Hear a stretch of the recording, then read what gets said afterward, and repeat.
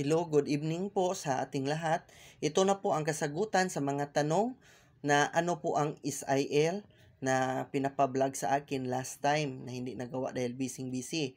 So, ang basehan po natin sa tanong na ito ay ang batas po, the Labor Code of the Philippines Presidential Decree number 442 as amended by law po.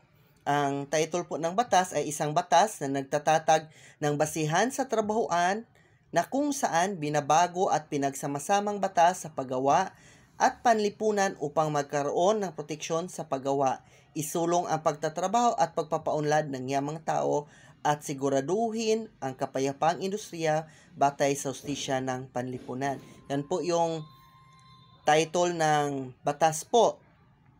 Dito po tayo sa Book 3 o pangatlong aklat sa batas na ito. Ang title po ay Conditions of Employment. Title 1, Working Conditions and Rest Period.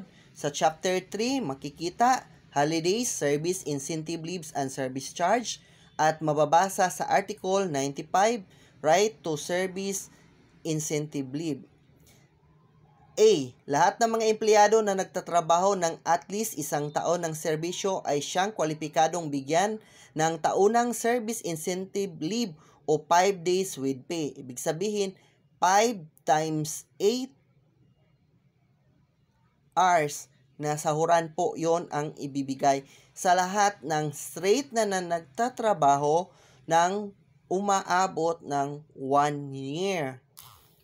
Exempted at company na may mababang empleyado na mas mababa sa 10 katao depende sa financial na kondisyon ng isang establishmento.